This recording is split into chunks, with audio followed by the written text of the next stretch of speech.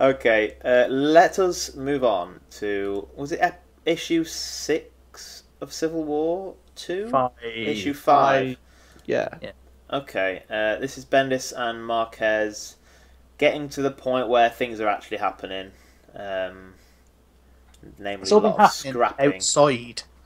It's all been happening in the tie-ins so far, really. Yeah, I mean, when I say things are happening, I don't necessarily mean the story is driving forward, but the the the bubbling has erupted into full blown. You're just happy because they brought Rocket into it. Not everything is improved with the Rocket Raccoon. Scott, how That's a did you lie, find Stu. this A issue? lie. What did you think of this one, Scott? I'm really starting to enjoy Civil War 2. Oh, Now, okay. I've kind of let my expectations go from what I thought it was going to be, Mm. and obviously we know where it's kind of going. I'm kind of just enjoying this journey, and like I'm liking how these pieces are coming together, and more so differently than I thought that were going to come together. If that makes sense, Yeah. which is what I like, and Oh, I'm liking it right now. good. Please don't I'm be. glad that Please you don't like end. it. Please don't end really badly. don't want to It's be an like- event comic, so the last issue is going to be mostly trash. If history is anything to go by, very rarely do they pull that last issue out of the bag, but we'll see. Alex, what did you think? Same. I'm enjoying it now. I am enjoying the tie-ins a little bit more. Yeah. I think, particularly this one, because I read they seem to have sorted out the timing with them to a certain point as well, the release timing. So I read the Guardians issue this week, and you see what happens just before this. Which Okay. is quite interesting. And I read them in the right order as well. Good. Yeah. So that was good. I like the Spider-Man tie-in as well, Yeah. which so this one works with. That's really got quite interesting. Well, for me then, it is hard. It's really hard not to not enjoy David Marquez drawing a book. He could draw anything, and it would just look amazing. And this is obviously one of those really action-heavy issues. Loads of characters on the page, and he really pulled it off. It's Very probably the bombastic. most complicated issue he's ever had to draw. So and it was really well drawn. Like, It was really well done. he did a good job. It's still pretty light on. For me, what I want is, why the fuck are we fighting over this? I kind of get it a bit more, but I still think, well, I don't know. I'm still not buying it, but whatever. I need to get over you that. gotta let it go, Stu. What- I have, and it's more enjoyable. Right? What I do like is anything involving Miles in like dramatic situations. So the last page for me was like, oh, interesting. Yeah. Because the fallout of that, hopefully we'll see a lot of it in his own book as well. Yeah, Could be I'm very excited about very interesting. It's going to weigh on him a lot, which always makes for good drama. And that's when I like Ultimate Spider-Man, or now it's just called Spider-Man, is when it is really just focusing on a problem, like or multiple problems in this person's life and how he's going to deal with them. So liked it, like the last page. I'm just hoping that it gets a bit more substance moving forward. I think the Kamala Khan influence is going to be really interesting here as well. Oh, right. I think she's. Do you read Miss Marvel at all? I've read the first 2 volumes, but I'm not up to date. Wait, the Kamala Khan, Miss Marvel, right? We're talking that one. Yeah. Okay, no, I have read. Yeah, I'm You up to date?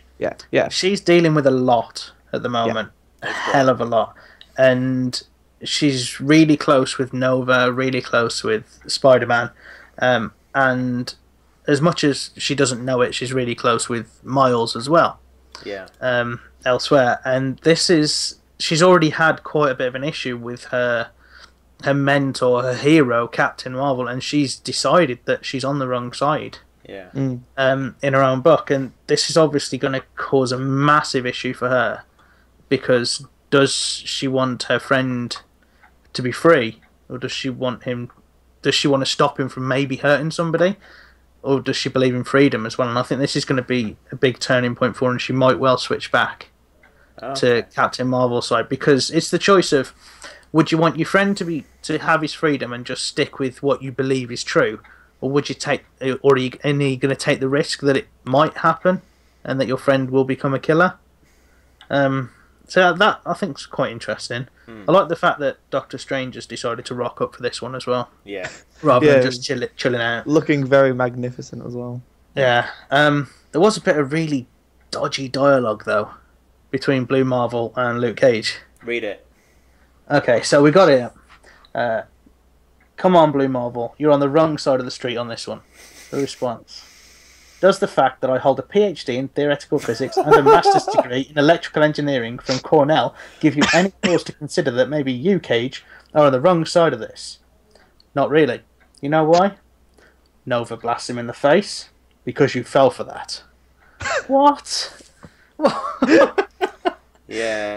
I mean, I'm probably not giving it the gravitas that it would be in person, but there's what was that? Was that a random text generator they found online? It was weird. You tend to see this more and more with Bendis when he's juggling a heavy workload, because he's at the minute writing like 6 or 7 monthly books. All over the place, isn't it? And fucking hell, you can only, like, the best writers maybe take on 4 at once, and he always does 6 or so. And at the minute, he must be just constant. So a lot of writers will script a book up, chuck it out, get it back, and then re-script it and do like a final pass, polish dialogue a lot before it goes to be lettered. And I don't know if he fucking skipped that stage here because he didn't have time or whatever, but some crap does start seeping through the cracks sometimes when you... Can you imagine like Bendis having just a white room which has like loads of sticky notes and threads and all this, and he just goes in and it's like, you know what? Fuck it. It's got all these great plans, and instead he's just going to have a lie-in. Yeah, it's like, I'll leave it for today. I'll get it next time. It's fine. Yeah, he's a busy man, but I know what you mean. There are some. For what he does, some he does it well.